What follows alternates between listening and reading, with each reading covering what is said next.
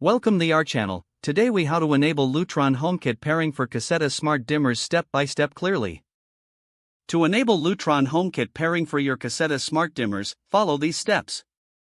First, ensure that your Lutron Caseta smart dimmers are properly installed.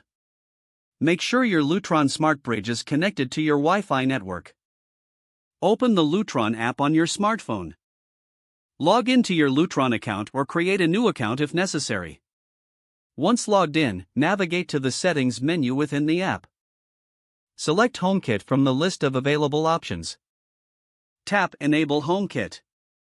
The app will prompt you to generate a HomeKit setup code. Make sure to write down or screenshot this setup code for later use.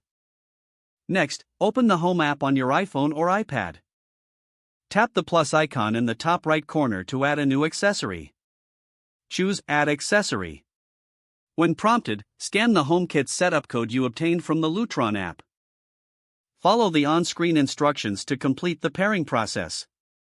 Once successfully paired, you will see your Caseta smart dimmers listed in the Home app.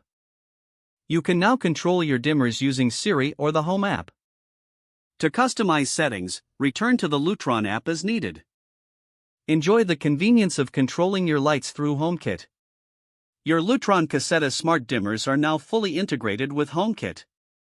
If the page does not load, refresh the browser or try again in a private or incognito window. Make sure you are using the correct email address, then retype it carefully to avoid small typos. If your password is not accepted, use the reset option and create a new strong password you can remember.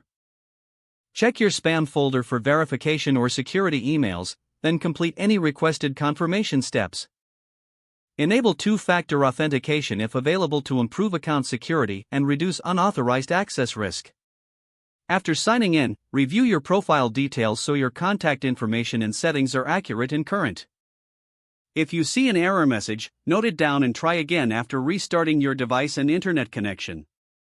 Log out when you finish, especially on shared devices, to keep your account and payment information secure. If the page does not load, refresh the browser or try again in a private or incognito window. Make sure you are using the correct email address, then retype it carefully to avoid small typos. Don't forget to like this video and subscribe to our channel for more step-by-step tech guides.